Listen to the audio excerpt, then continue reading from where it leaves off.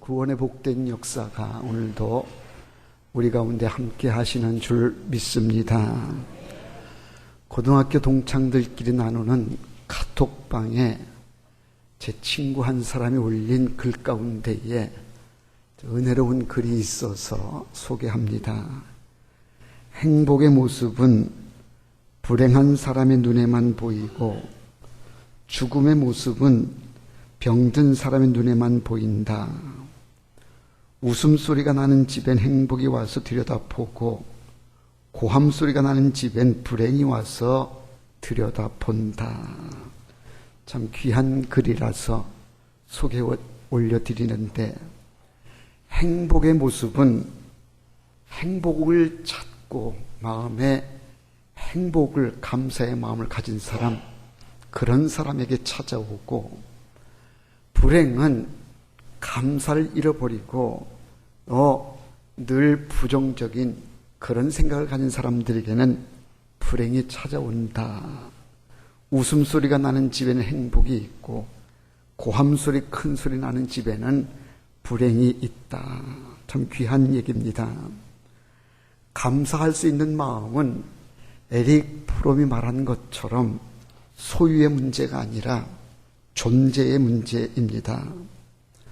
감사는 환경의 문제가 아니고 마음의 문제입니다. 감사는 그래서 믿음으로 하는 겁니다. 형편이 좋고 조건이 좋아졌다, 그래서 감사하는 것이 아니고, 고통이 있고 아픔이 있어도 마음의 평정을 이루면 감사할 수 있습니다. 정호승 시인이 쓴 수선화에게라고 하는 시를 소개합니다. 울지 마라, 외로우니까 사람이다. 살아간다는 것은 외로움을 견디는 일이다. 공연이 오지 않는 전화를 기다리지 마라. 눈이 오면 눈길을 걸어가고 비가 오면 빗길을 걸어가라. 갈대숲에서 가슴 검은 도요새도 너를 보고 있다. 가끔은 하나님도 외로워서 눈물을 흘리신다. 새들이 나뭇가지에 앉아있는 것도 외로움 때문이고 내가 물가에 앉아있는 것도 외로움 때문이다. 산 그림자도 외로워서 하루에 한 번씩 마을로 내려온다. 종소리도 외로워서 울려 퍼진다. 그렇습니다. 외롭지 않는 사람이 어디 있으며 힘겹지 않는 사람이 어디 있겠습니까? 사는 게 그렇습니다. 그런데 이 어려움 속에서도 감사하는 사람이 있습니다. 누가 감사할 수 있는가? 환경이 좋아서 감사하는 것이 아니고 돈을 많이 벌어서 감사하는 것이 아닙니다. 누가 감사하느냐? 믿음이 좋은 사람이 감사합니다. 여러분들의 삶 속에는 감사가 얼마나 있으십니까? 감사가 없는 것은 환경이나 여건이 나빠서가 아닙니다. 믿음을 잃어버렸기 때문에 감사가 없는 겁니다. 오늘 말씀은 감사가 없는 제사, 감사가 없는 신앙을 지적하여 책망하고 있습니다. 본문 시편 50편은 아삽의 시로 되어 있습니다. 아삽은 성전에서 찬양대를 지휘하던 사람이요 시대를 통찰했던 예언자였습니다. 당시 이스라엘 백성의 신앙생활은 알맹이가 없는 껍데기의 신앙이요 진실이 없는 가식적인 신앙이었습니다. 아삽은 백성들이 이런 신앙을 마음 아파하면서 오늘 말씀 본문을 기록해주고 있습니다. 8절 말씀 보면 나는 내 재물 때문에 너를 책망하지는 아니하리니 내 번제가 항상 내 앞에 있음이로다. 재물 때문에 너를 책망하지는 않는다고 말씀하십니다. 문제는 재물에 있는 것이 아니요 제사에 있는 것이 아니라는 겁니다. 그럼 문제는 무엇인가? 오늘 본문 14절과 23절을 통해서 보면 한마디로 문제는 감사에 있다는 겁니다.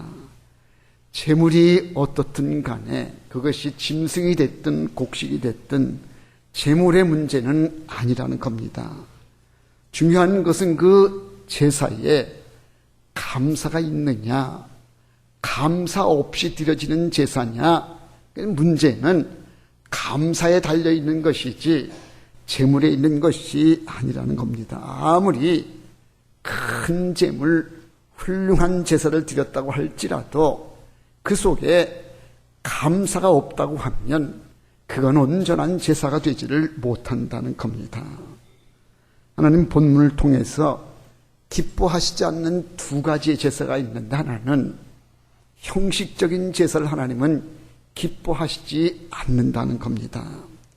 이제 습관적으로 아무런 내용이 없이 형식적으로 드려지는 제사는 하나님이 아무리 성대하게 드려진다고 할지라도 그 제사는 기뻐하시지 않는다는 겁니다.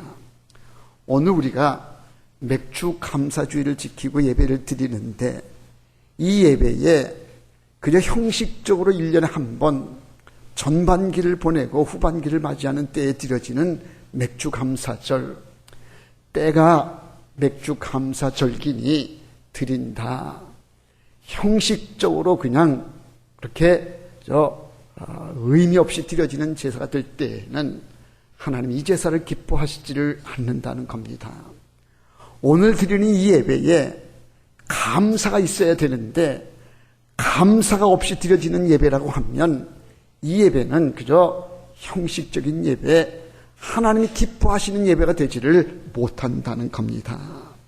하나님이 기뻐하시지 않는 제사는 첫 번째가 형식적으로 드려지는 제사를 하나님은 기뻐하시지 않는다고 말씀하시고, 또 한 가지 하나님 기뻐하시지 않는 제사는 삶에서 벗어난 제사, 삶은 삶이고 제사는 제사, 이렇게 따로 분리되어 있는 제사는 하나님이 기뻐하시지 않는다는 겁니다.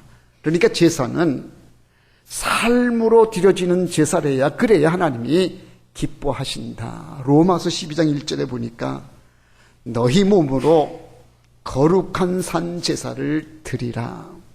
너희의 몸으로 드리는 제사, 삶으로 드려지는 제사래야, 그래야 하나님이 기뻐하시지, 삶에서 동떨어진 제사는 하나님이 기뻐하시지를 않는다는 겁니다. 오늘은 맥주 감사주일, 감사를 다시 한번 생각하는 날입니다. 제가 교회 생활 처음 할 때에는 교회에서 맥주 감사절 하니까 도대체 이 맥주 감사절이 무슨 뜻인지, 그래서 그냥 세상 말로 맥주를 생각하게 되어지고, 교회에서도 무슨 맥주를 말하나 그렇게 생각했는데, 맥주 감사주일은요, 보리 수확을 하고 수확물을 올려드리면서 감사합니다. 하나님의 은혜로 이렇게 농사가 잘 됐습니다. 이렇게 맥주 보리를 거두었습니다. 하나님 앞에 올려드리며 드리는 제사가 바로 이 맥주 감사주일이고요.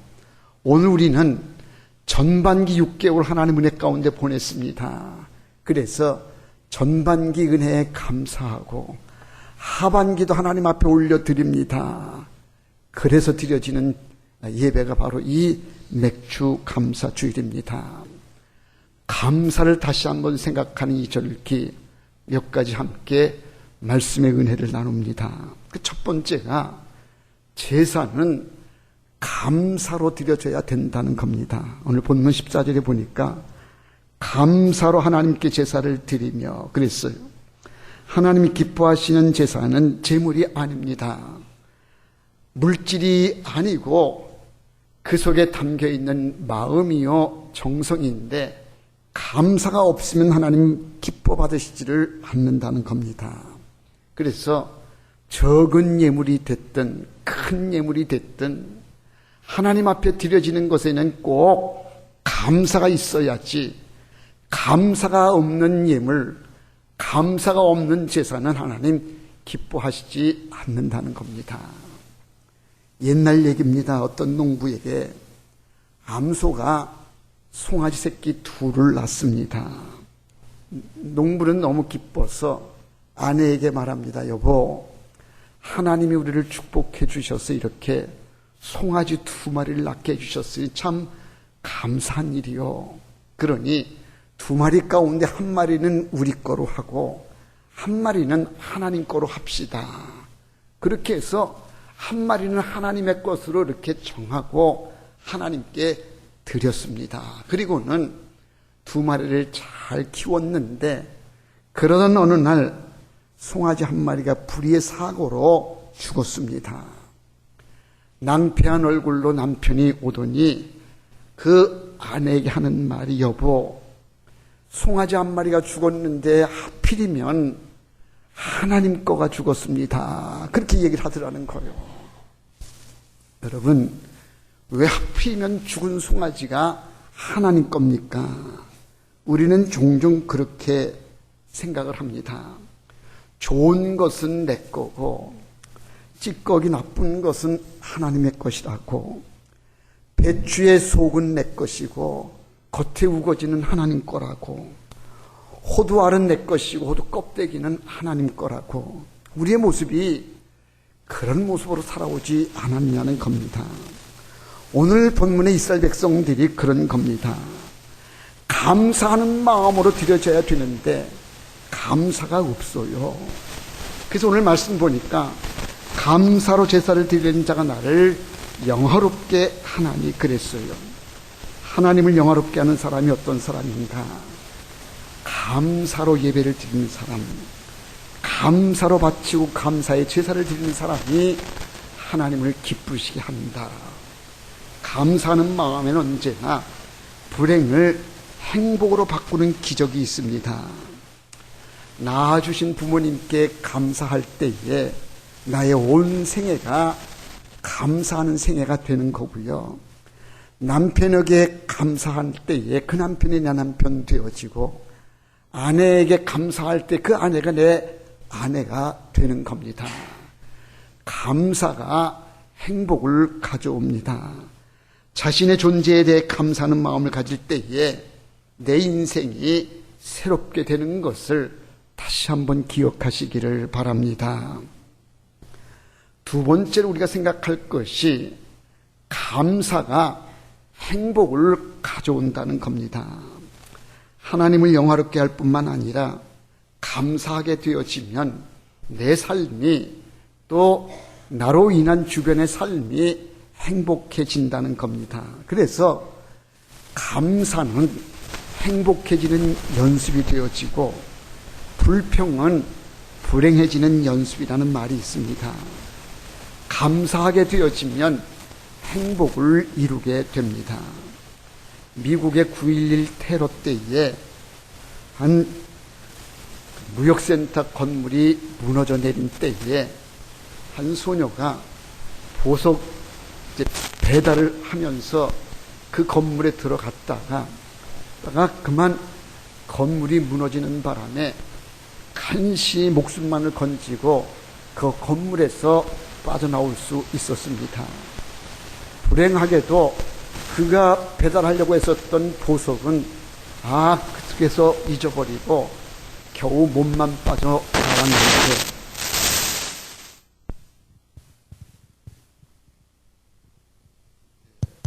마이크를 바꾸서 하겠습니다. 몸만 빠져나오게 됐는 때에 엄마에게 안기면서 이 소녀가 엄마, 보석을 다 잃어버렸어. 그러면서 이제 보석 잃어버린 것에 대해 안타까워하면서 눈물을 흘릴 때에 그의 엄마가 괜찮다. 보석 그까짓 것 없어지면 어떠냐. 네가 살아나온 것만으로도 얼마나 감사한지 모른다. 그래, 그 살아나온 딸 소녀를 부둥켜 안고 감사했다는 겁니다. 여러분, 살아있는 것으로 인해 우리가 감사한 것이지 물질로 인해 감사하는 것이 결코 아닙니다. 여러분 삶 속에 감사가 얼마나 있습니까? 어느 쪽이든 내가 감사하면 행복해지는 거고요. 원망하고 불평하게 되어지면 우리는 불행해질 수밖에 없습니다. 그래서 우리는 둘 중에 하나입니다. 내가 행복해지든 아니면 불행해지든 둘 중에 하나인데, 행복은 감사에서 오는 것이고요. 불행은 불평과 원망을 통해서 오는 겁니다. 불평하는 자는 불행이 풍성해질 것이고, 감사하는 자는요, 행복이 풍족해질 겁니다. 불평하는 자는 있는 행복마저 빼앗길 것이고, 감사하는 자는요, 있는 축복 위에 더 큰 축복이 임하는 것 믿으시기를 바랍니다. 2차 세계대전 중에 일본의 한 해군 장교가 나라와 민족과 가족을 위해서 목숨을 걸고 싸우다가 전쟁이 끝나고 고향으로 돌아왔습니다. 고향에 돌아와 보니까 사람들은 기아에 허덕이고 뛰놀던 동네는 다 폐허가 되고 자기 집은 잿더미가 되어 버렸습니다. 이 모습을 보고 이 해군 장교가 한탄을 합니다. 나는 무엇을 위해 피를 흘렸고 나는 무엇을 위해서 싸웠는가? 결국 이 모습이 되자고 내가 목숨 걸고 싸웠던가? 그러면서 분노와 증오심이 이제 가슴속에 가득 차게 됩니다. 원망과 불평을 이길 수가 없었습니다. 그렇게 좌절과 원망, 불평 속에 그런 전신이 마비되어가는 이름 모를 병으로 인해 병원 신세를 짓게 됩니다. 결국 손가락 하나 움직일 수 없는 전신 마비가 오게 된 겁니다. 이의 병을 지켜보던 주치의가 도대체 이 병이 어디에서 왔는가 봤더니 이건 전적으로 정신적인 영향이다. 절망에 의한 심리적인 것을 알게 되고는 그에게 이런 처방을 내립니다. 약을 줘주면서 이 약을 드십시오. 그런데 이 약을 먹을 때마다 꼭 잊지 말아야 될 것은 감사하면서 드십시오. 꼭 누구에게든 감사하고서야 이 약을 먹어야, 그래야 효과가 있지, 감사 없이 이 약을 먹고서는 결코 효과가 없을 겁니다. 그래서 이 장교가 그 의사가 시키는 대로 약을 먹기 전날 꼭 의사에게도 감사하고 간호사에게도 감사하고 병문안 온 사람에게도 감사하면서 그 약을 먹었던 겁니다. 그렇게 몇 개월을 보내던 어느 날 학교에서 돌아오던 딸애가 아빠 생각을 하면서 풀빵을 사가지고 병실에 찾아왔습니다. 아빠 심심했지? 아빠 배고팠지? 아빠 이건 먹어 하면서 그 고사리 손에 그 딸아이가 사온 풀빵을 아빠에게 내줍니다. 아빠 이건 먹어. 그때에 이 장교 전신마비로 몸을 하나 손가락 하나 움직일 수 없었던 이 사람이 무의식 중에 딸애가 내미는 풀빵을 받아야 되겠다고 해서 손을 내미는 순간 손이 움직여지면서 딸애가 주는 풀빵을 넙죽 받은 겁니다. 손가락 하나 까딱할 수 없었던 전신마비의 이 사람이 감사의 삶을 살았더니 그렇게 마비가 풀려지게 되어지고 딸애가 주는 풀빵을 넙죽 받을 수 있는 이런 건강을 회복하게 되었더라는 겁니다. 여러분, 감사는요, 능력이 있고요. 감사가 우리에게 행복을 가져오는 것 믿으시기를 바랍니다. 불평한다고 해서 우리의 삶이 달라질 것 같으면 얼마든지 우리가 불평하지만 어차피 주어진 삶이 원망한다고 불평한다고 달라질 것이 없다고 하면 있는 그대로를 우리가 받아들이고 인정하면서 그걸 감사하는 겁니다. 그죠? 감사합니다. 주어진 그것으로 인해서 있는 형편 그대로를 받아들이며 인정하면서 고맙습니다, 감사합니다. 그럴 때에 우리 안에 행복이 오는 줄로 믿습니다. 감사는 그래서 행복을 가져온다. 세 번째로 우리가 살펴볼 것이 환난 중에 감사하면 영광을 보게 된다는 겁니다. 감사하는 마음은 환난을 이기게 합니다. 오늘 본문에 보니까 15절에 환난 날에 나를 부르라 내가 너를 건지리니 내가 나를 영화롭게 하리로다. 환난 가운데 있지만 환난 중에서도 주님을 바라보게 되어지고 감사하게 되어지면 하나님을 영화롭게 할 뿐만 아니라 하나님의 크신 은혜와 축복을 우리가 경험할 수 있다는 겁니다. 환난이 있어도 어려움이 있어도 절망하거나 좌절하지 아니하고 하나님 앞에 감사하며 살아가는 것, 그것이 바로 하나님께는 영광이 되어지고 하나님은 우리 위에 크신 복을 내려 주시는 겁니다. 여기 환난 날에 나를 부르라 할 때에 환난이라고 하는 단어를 본문의 뜻에서 보니까 이건 포도즙을 짜기 위해서 포도를 즙틀에 넣어서 꽉 압축하여 누르는 상태를 말해 환난이라 그렇게 되어 있습니다. 그러니까 포도가 으깨지고 강하게 눌려지고 압박받는 이런 상태처럼 우리가 환난을 당하고 어려움을 당할 때에 그때에도 우리가 하나님 바라보고 감사하게 되어지면 그때에 하나님을 영화롭게 하게 되어지고 축복의 역사가 온다는 겁니다. 변비에 좋다고 하는 우엉이라고 하는 식물이 있는데 여러분 잘 아시는 우엉은요, 땅속 뿌리를 깊게 내려서 자라는데 길게 자란 우엉은 그 길이가 한 1.5m까지 아주 깊게 자란다 그럽니다. 그런데 이렇게 우엉이 잘 자라는 데에는요, 특별한 조건이 있어야 된다고 하는데 어떤 조건인가 하면 이 우엉은 뿌리 식물로 물을 찾아가지고 깊게 땅속으로 뿌리를 내린다는 거예요. 이 농부들이 우엉을 이거 재배할 때에는 그 우엉밭에다가 물을 주지를 않는데요. 물을 주게 되면 그냥 그냥 넉넉하니까 더 깊게 내리려고 하지 않는데 물을 안 준다는 거. 그러면 이 우엉은 물을 찾아서 더 깊게 내려가서 크게 길게 자란다는 겁니다. 여러분, 좋은 나무는 가뭄 때에 뿌리가 깊어지는 거고요. 겨울 찬바람에 단단해지는 법입니다. 부부는 고생스러운 일이 있을 때에 정이 들게 되어지고 하나님을 믿고 교회를 섬기면서 함께 고생을 해봐야 그래야 정도 은혜도 우리는 나눌 수 있습니다.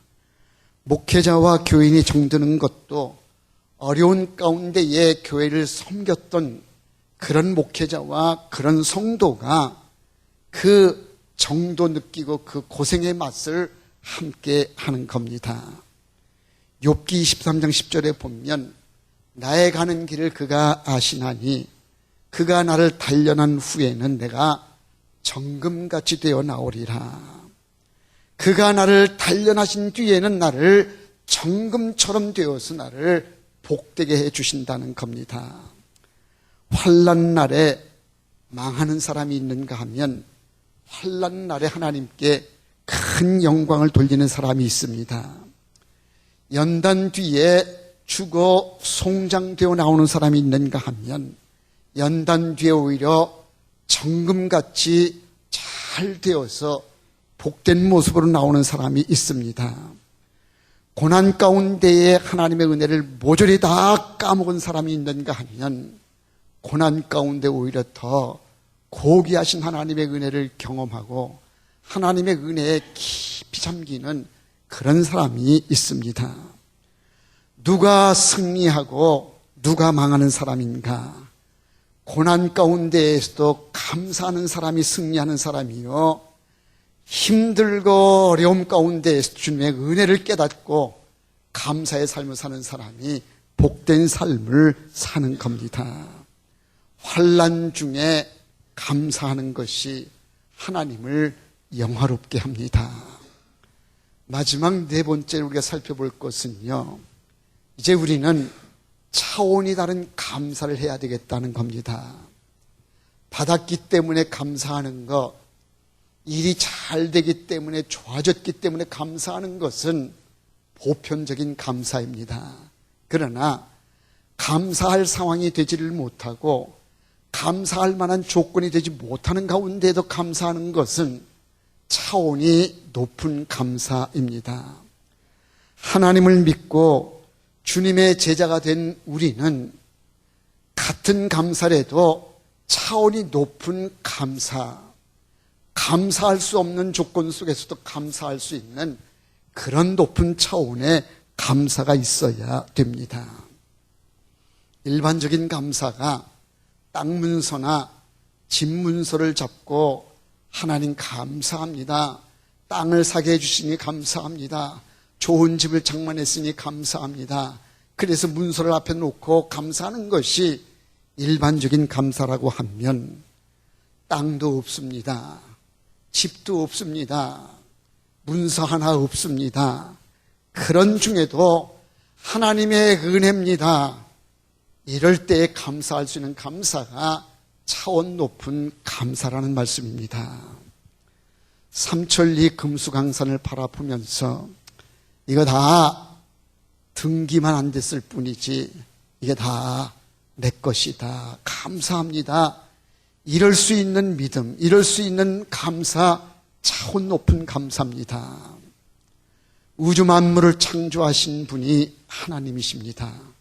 우주 만물의 주인이신 하나님이 나의 아버지이십니다. 아버지 하나님의 것이 아버지 것이요, 아버지 것이 내 것이다. 믿음의 눈으로 바라보면요, 등기만 안 됐을 뿐이지 수락산이 내 것이요, 도봉산이 내 것이고 중랑천이 아버지 거요, 아버지 거가 내 것이니 내 것이요. 믿음의 눈으로 바라보면요, 얼마든지 감사할 수 있다는 얘기입니다. 여러분, 차원 높은 감사는요, 있어서 감사가 아니고 하나님 때문에 하나님의 은혜를 생각하면서 감사하는 것이, 이것이 차원 높은 감사다.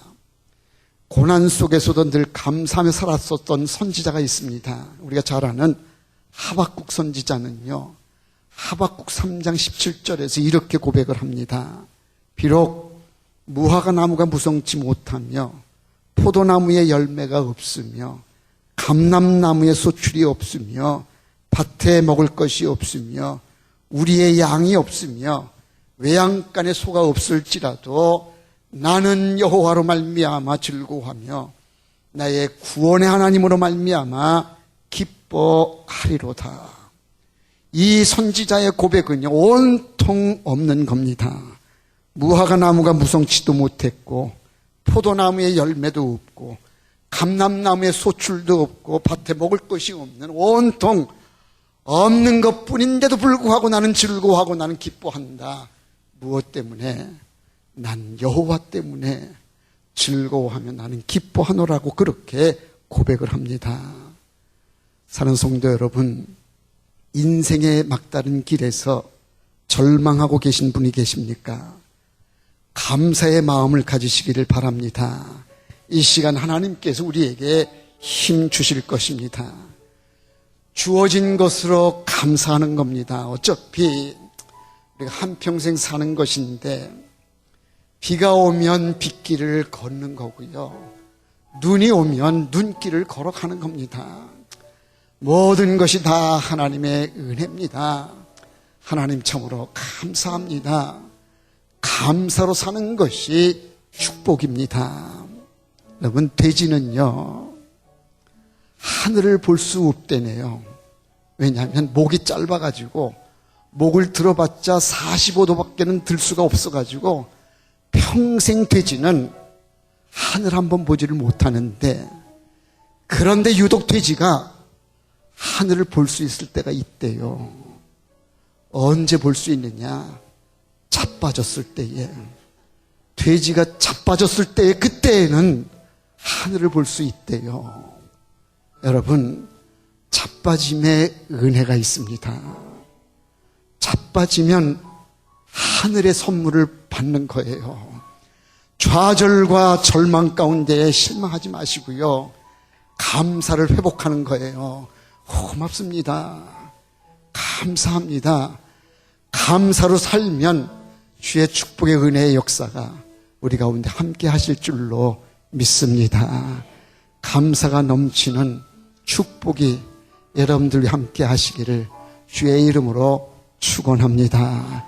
기도하겠습니다. 사랑 많으신 아버지 하나님, 크신 사랑과 은혜를 감사합니다. 맥주 감사주의를 맞이하여 다시 한번 주님의 은혜를 돌아보게 해주시고 감사를 생각하며 회복하게 해주시니 감사드립니다. 있는 것으로 감사하게 해주시고 여호와 하나님으로 인하여 늘 감사가 넘치는 복된 삶이 되게 해 주옵소서.